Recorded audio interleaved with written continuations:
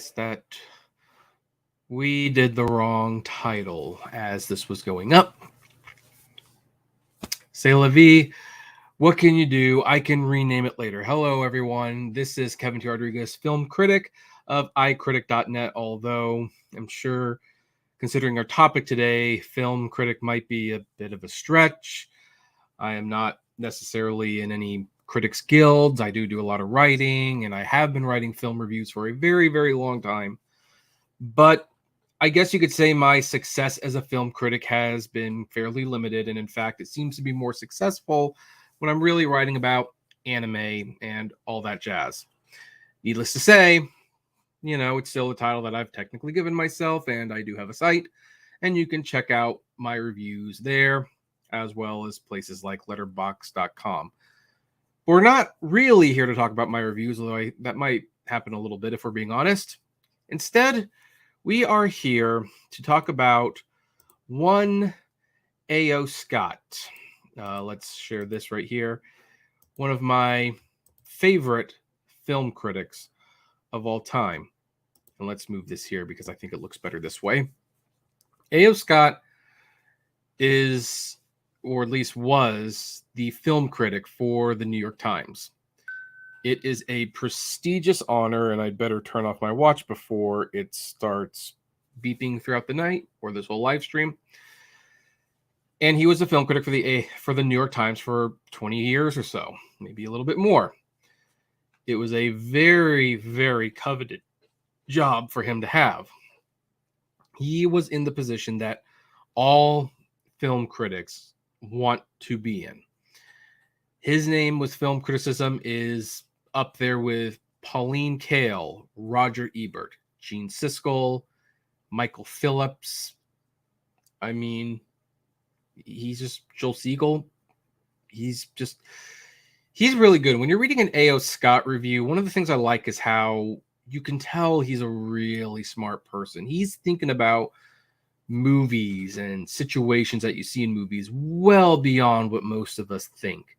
He even has the audacity, but he's so convincing when he does this, to write negative reviews for movies that many people have considered great in the past. And the thing is, he's never convinced me that one of those great movies he gave a bad review to was bad. But boy, he sure was able to express why he didn't like those movies.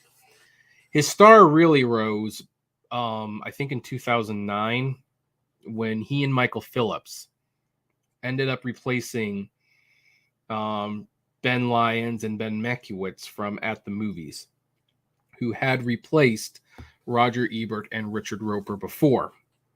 Now, the two Bens, how do I put this? Ben Lyons was not a good film critic. He's actually was one of the worst film critics I'd ever seen. Ben Mankiewicz, he was a heck of a lot better. It helps that he, has gigs with Turner Classic Movies, and his grandfather was Joseph Mankiewicz, Academy Award winner. So I always got the sense that Ben Mankiewicz knew how to write a movie review and how to do film criticism. Ben Lyons did not. Needless to say, their dynamic did not work, and as a result, Disney fired them and relaunched At the Movies with A.O. Scott and Michael Phillips. Now, as film critics, they were a heck of a lot better at their job. But by that point, I think people were just not watching the show anymore. It had low ratings for whatever reason. I don't think they had the chemistry that Siskel and Ebert had. So it just wasn't meant to be. Needless to say, this didn't exactly stop Scott from having a great career as a film critic. He went back to writing for the New York Times, and he has written some very, very memorable reviews. He even has written some editorials. One of the articles that he wrote, I think during 2021, was when he and his wife went to a city where he could rent an entire movie theater to himself. And he lamented on what it was we were giving up when we give the movie theaters. Like, what are we trying to save exactly? Is it just a way of life, or is there something really there? And I thought his analysis was actually really deep and insightful.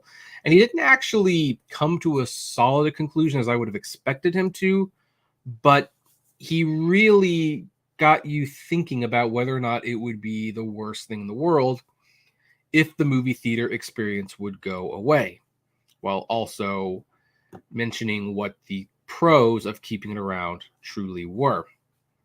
So, and I will be honest, one of the reasons that I subscribe to the New York Times is to read A.O. Scott reviews. I love reading them. They make me feel inferior in every single way as a film critic. I wish I could be half the film critic that A.O. Scott is. Heck, I'd settle for a quarter at this point. But nope, he is the man.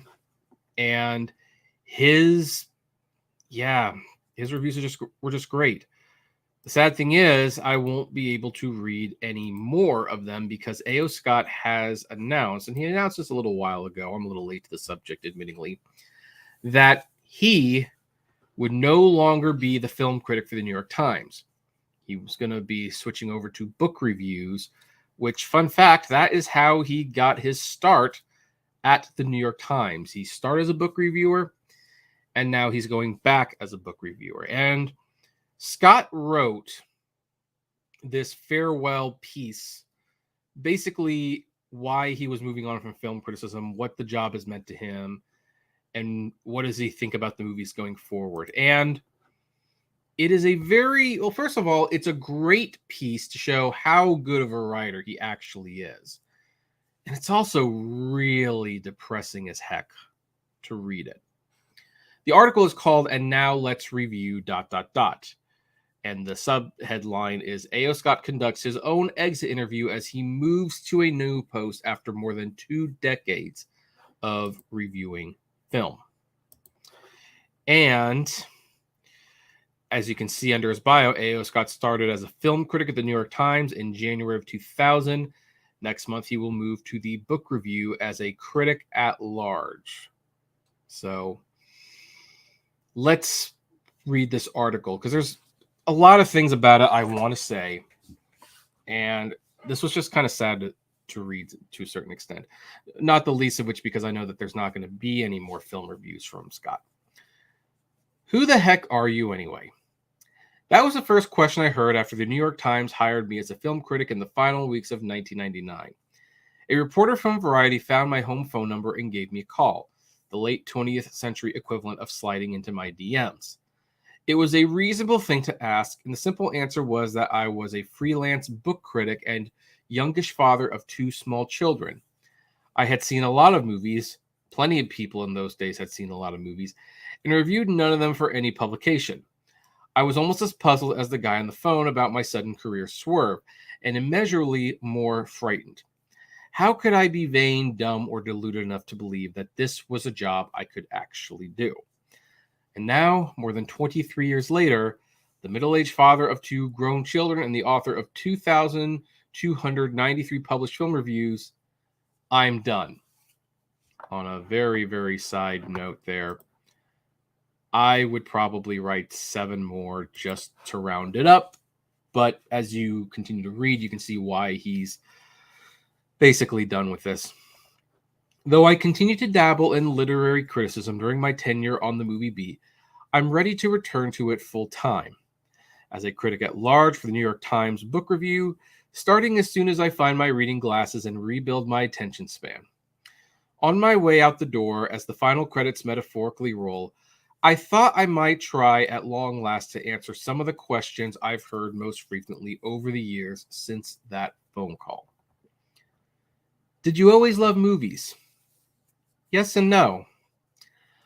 I've often been infatuated by movies, but I've also frequently been frustrated, confused, and enraged by them. Ambivalence isn't neutrality.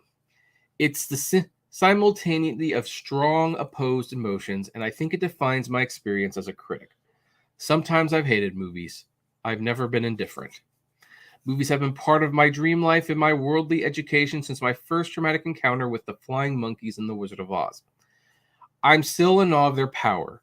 The movies, not the monkeys. to conjure up intense emotions, to invent new worlds, and to disclose unsuspected truths about the one we inhabit. The thing I love most about the movies is their ability to obliterate reason and abolish taste. You know the jump scare is coming, but you jump anyway. You suspect you should be offended by the joke, but you laugh helplessly in spite of yourself. Why are you crying? You don't really know, but you can't argue with tears. It's inevitable that movies sometimes abuse their power and mistreat the people who love them the most. When my kids were little, they were my regular companions at Saturday morning preview screenings. I often objected to the pandering cynicism of family-friendly films like The Lorax and Despicable Me.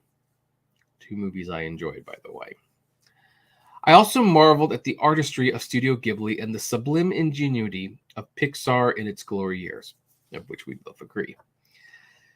Similarly, I was pleased with the first couple of Spider-Man pictures, impressed by Batman Begins and The Dark Knight, which my brilliant colleague and fellow chief critic Mahala Dargis reviewed, and admiring of the way George Lucas connected the mystic dots in Revenge of the Sith. But I'm not a fan of modern fandom. This isn't only because I've been swarmed on Twitter by angry devotees of Marvel and DC, and more recently, Top Gun Maverick and Everything Everywhere All at Once. It's more that the behavior of these social media hordes represents an anti-democratic, anti-intellectual mindset that is harmful to the cause of art and anti-ethical to the spirit of movies. Fan culture is rooted in conformity, obedience, group identity, and mob behavior. And its rise mirrors and models the spread of intolerant, authoritarian, aggressive tendencies in our politics and our communal life. So here's the interesting thing about this part of the article, and this is where I personally started to get a little depressed by the whole thing, because I'm actually kind of relating to this. I used to review movies, every movie that I saw, without fail. Maybe there was 1 or 2 that I missed, but if I saw the movie, you can guarantee I was writing that review later on. Superhero movies started to change things. Not only because I found I was having less to say about movies, because I just couldn't take the emails after a certain point. I mean, when I gave The Last Jedi 5 stars and called it the best Star Wars film since The Empire Strikes Back, I still get emails to this day from people who stumble upon that review and call me not a true Star Wars fan. That's the least thing they do. They call me like a bunch of things. It gets really tiresome. You know, and I didn't like Avengers 2. I still get emails about that. And on Twitter, when I just give like a thought of a movie, yep, there are going to be people who swarm me, who dogpile like you're wrong and this is why you don't know what you're talking about. So fandom is toxic. It really, really is. And it's one of the reasons that I started scaling back my reviews just a little bit, because it was just getting to be too much. Before we continue with like my experience though, let's continue with Scott's, because he wards it better than me, obviously. But I will always love being at the movies. The tense anticipation in a darkened theater, the rapt attention and gasping surprise as the story unfolds, and the tingly silence that follows the final shot, right before the cheers and the arguments start. I wouldn't miss any of the movies I've seen, even the bad ones. How many movies do you watch in a typical week? Looking at the review numbers, I see that they average out to around 100 movies a year, which is to say roughly 2 per week. That's a lot more than most people with normal jobs manage to see, but it also seems much too low. For the record, I see on average 200 to 300 a year. I'm insane. When I started, something like 400 films a year opened in Manhattan theaters, which was the criterion for a review in the New York Times then. By the mid-2010s, that number was closer to 1,000, and with the expansion of streaming and on-demand platforms since, it has become almost impossible to calculate how many new features debut in a year. That's not even factoring in revivals and re-releases, festival films that never receive distribution, and movies from beyond the United States that never make it to our shores. Maybe because I see so many movies, I'm morbidly aware of how many I haven't seen. Since my first day on the job, I have been frantically trying to manage that deficit. 2 a week. During festivals, I go to 4 or 5 screenings a day. In the fall, as award season looms, I'll start the day at 10 a.m. with an art house treasure in a small private screening room and stagger home late from a sneak preview at a multiplex, sometimes with a morsel of Oscar bait sandwiched in at lunchtime. The days before my top 10 list is due, I cycle through links or discs in a mad scramble not to miss a masterpiece. It's impossible to see everything and irresponsible not to try. Oh gosh, I'm going to miss his writing for movie reviews. So let's say conservatively 300 a year, slightly less than a movie a day, 7,000 give or take since My Dog Skip, which started this whole thing. Is that a lot? How do you decide who reviews what? Monhola and I talk on the phone every week and sort out our assignments. Sometimes it's a game of hot potato. Please don't make me review another Ant-Man. But generally we follow the time-tested preschool principles of taking turns and playing fair. I'd often rather read her review than write my own. I've learned more about film and criticism from Monhola than from anyone else. And we have a squad of talented and resilient freelance reviewers that help us make sure new releases get the attention they deserve. What is your favorite movie of all time? The answer varies according to my mood and circumstances. How can I pick just one? But most consistently, it's La Dolce Vita. I wouldn't necessarily call it the greatest movie ever. It might not even be Fellini's best movie. But I've lost count of how many times I've seen it. For pleasure, for work, as an assignment in classes I've taught. And there is always something I've forgotten, never noticed, or remembered wrong. I still hope Marcello gets his act together, and I still don't understand why he can't. Are there any reviews you wish you could take back? At least 2,290 of them could have been better, longer, shorter, funnier, kinder. A big part of any critic's job is to be wrong, to make an early call that is subject to correction by time, taste, and public whim. But it's also the critic's duty to give an honest account of what they think in the moment. For that reason, I hesitate to second guess myself. I can't really take any of it back. The damage is done. My errors of fact are all there on the record, with corrections appended for everyone to see. Lapses in taste or judgment are better corrected by other people.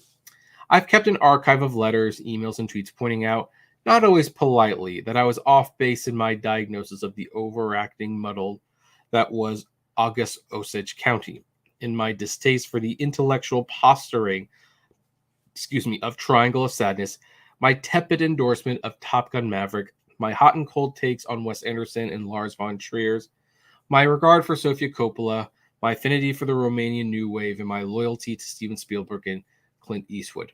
Let's not even mention Woody Allen. So it's interesting. I despise August Osage County myself. I love Triangle of Sadness, and I greatly liked Top Gun Maverick. I think Wes Anderson can be hot and cold. Lars von Trier, I actually don't really like at all. I don't know if I've actually seen a Lars von Trier movie that I enjoyed. I do like Sofia Coppola, though, and I love Spielberg and Eastwood, and yes, I do not have any shame in saying I do love Woody Allen films, most of them. The guy's made like almost 40, I think. Not all of them are great.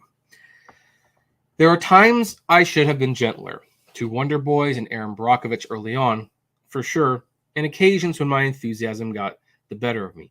Match Point, Warhorse, oh, don't feel too bad. Match Point is great. But I'd rather dodge the question and savor my occasional vindication. In 2001, I reviewed Freddy Got Fingered, a comedy directed by and starring the Canadian comedian Tom Green that tested nearly every imaginable boundary of decency and good taste. I thought it was great, not just because I have the sense of humor of an obnoxious adolescent.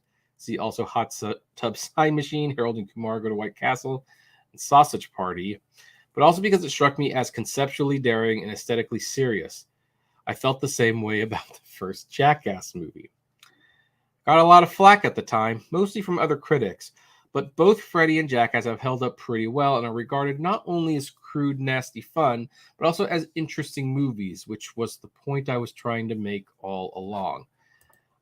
I feel Freddy Got Fingered is one of the worst movies I've ever seen, but he is true in the sense that it is so interesting. Like, it seems so intentionally bad. It's not like The Room where it seemed like a mistake that just happened to come together. Freddy Got Fingered really seemed like they were trying to just totally make this the worst thing ever.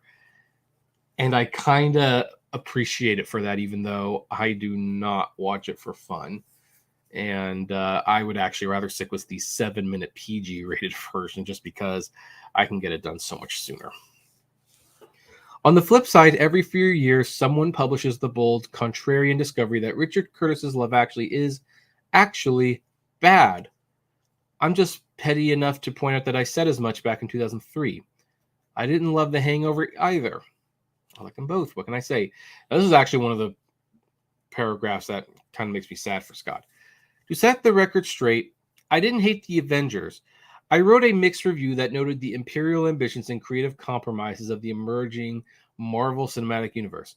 Samuel L. Jackson, a stalwart of that universe, tweeted that it was time for Avengers fans to find AOC a new job, one he can actually do. That was a dozen years ago. Better late than never. See, this is one of the things that bums me out. First of all, I should mention, I love Samuel L. Jackson. That guy is a treasure. But if this is true, then it highlights one of the problems. First of all, this is extremely juvenile.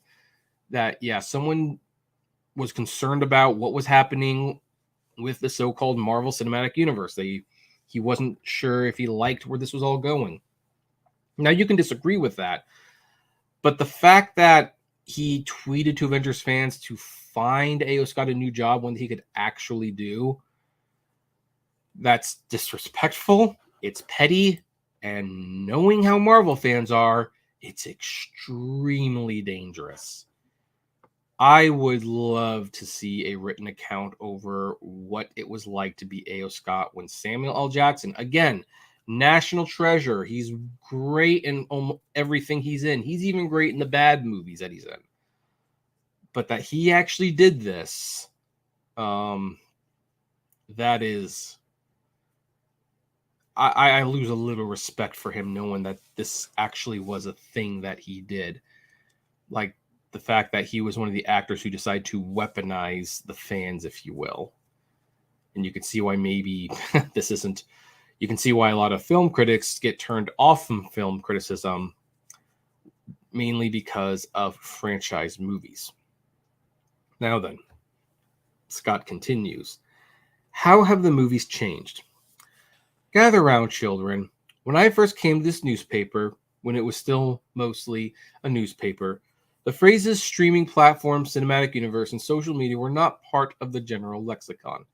Films were still mostly shot and projected on film. You could still rent VHS tapes at the video store, and Netflix would send you DVDs in the mail. The American independent cinema of the previous decade was reaching a new stage of maturity, and international auteur cinema was thriving in the work of Abbas Kiarostami, the Dardenne brothers, Pedro Almodovar, Olivier Assayas, and Ho Hsien. It was the worst of times. In the fall of 1999, a few months before I was hired, the critic Godfrey Cheshire of the New York Press published a long, agonizing, in many ways precedent essay titled The Death of Film, the Decay of Cinema. A few years earlier, in the New York Times Magazine, Susan Sontag had proclaimed the end of cinephilia and the decay of the art form that sustained it. Jean-Luc Godard, finishing his decade-long video project Histoires du Cinéma in 1998, struck a similarly elegant tone. And now, I'm tempted to say the sky is still falling, or falling again, and that it's the same old sky. The death of cinema is almost as old as cinema itself. In 1935, the German critic Rudolf Arnheim declared that film as an art form had died with the coming of sound, and that what followed the silence was mere commercial propaganda, a bastardized form he prophetically called television. After the war, television killed movies all over again, and even when a technological villain wasn't apparent, the VCR, the internet, things were always bad. Frank O'Hara's poem, To the Film Industry in Crisis, appeared in 1957. 2 decades later, Pauline Kael asked, why are the movies so bad? The end times have a way of turning out to have been golden ages all along. And yeah, you know, I understand where he's coming from. I remember, like in the 90s, summer movies tended to not be very good. And we just kind of accepted that they weren't very good. But what tends to happen is, and I think Woody Allen's Midnight Cowboy hit the nail on this one pretty hard, that in the moment, you have to wade through a bunch of mediocrity, a bunch of disappointment, but there are some classics being made. Like every year, I complain about how movies are becoming more cinematic in terms of like everything's connected, that superheroes have taken over. Heck, even Disney's making sequels, which they, for many years, just staunchly refuse to do. And yet, whenever it comes time to make that top 10 list, I always have to whittle it down, have to leave 5 movies off that I would really rather not leave off. So the sky is always falling, and yet there's plenty to watch all the time. So I definitely understand that little bit of frustration. The current apocalypse is that streaming and COVID anxiety are conspiring to kill off moviegoing as we have known it, leaving a handful of IP-driven blockbusters and horror movies to keep theaters in business, while we mostly sit at home binging docuseries, dystopias, and the occasional art film guilt trip. Am I worried? Of course I'm worried. The cultural space in which the movies I care about have flourished seems to be shrinking. The audience necessary to sustain original and ambitious works is narcotized by algorithms or distracted by doom scrolling. The state of movies is very bad. But the movies themselves, enough of them, as always, are pretty good. It's been a pleasure to see them in your company. Now, at this point, he posts 5 positive, negative, and ambivalent in chronological order that together capture something about the movies and his relationship to them over 23 years. Positive, The Cleaners and I do love that movie, 7 pounds. I didn't like it, but I loved how he writes, if I hadn't seen it with my own eyes and reviewed it with my own hands, I would have trouble believing that this mid-career Will Smith Messiah movie actually exists. Then you have The Wolf of Wall Street. I disagree with him on this one. He gave it a neutral or a mixed review. He says here, there may be no filmmaker who piques my ambivalence as regularly as Scorsese, and this review crystallizes both my admiration and frustration with his work. Now, he highlights this very positive review of Moonlight, which I loved Moonlight. Moonlight was great. Now, his Joker review, he said, come at me, bro. I strongly disagree with his review of Joker. I think Joker is a wonderful movie, but here's why he ends it last. He's kind of trying, I think he's making it clear. Come at me, bro. He talks about how fandoms are killing movies, that they lead to homogeny and tribalism, and it removes things like intellectual stimulation and creativity. That's why I stopped publishing reviews as much as I do. I still write a lot of reviews, but there's now hundreds of them that just have never gone up. I keep them in folders. Maybe they'll be published in books someday. And even though I still strive to be a film critic and I still want to write for major publications, I write for them when I can. I'd like to have a steady position somewhere that pays, and so that I can actually love writing about film again. But superhero movies made the job a lot more difficult. And so when I read his article, not only do I sympathize, but it's also kind of sad because, again, he has, or at least had, the most coveted position all film critics want. The New York Times, the Chicago Tribune, the Chicago Sun-Times, USA Today, like the Washington Post. These are the publications that you want to be a film critic. It means you are on the top. You are someone whose opinions get read. And Scott basically gave off the impression that just kind of wasn't worth it. Like, he was just done. He did it. He did it for years, but fandom became too much. The mobs became more tedious to deal with. He was bored by the movies he was seeing. It became a hassle. And so now he wants to go back to books, because books, even just by the fact that you are reading a book, that in and of itself will give you more emotional stimuli than watching some of these movies. You know, I did watch the new Ant-Man movie, and I reviewed it, and I gave it 2 stars. It didn't go up anywhere because I don't like to share the Marvel reviews really at all. And especially after someone tweeted, like, basically, yeah, if you don't like a Marvel movie, you are not a fan. Even if you are a critic and you liked it, you are not a fan. Like, why did it have to get so tribal? It's just a movie. It really is just a movie. But that was a long, tedious review to type out. I mean, in a sense, I got it done quickly. I wrote it in 30 minutes. But I don't publish it because I look at it and it's like, what am I really saying here? This whole thing is just... there's nothing to say about this movie. Not really. And I feel that way a lot of times. I mean, Morbius was fun to review because it was like really, truly terrible. But most superhero movies get 3.5 stars consistently.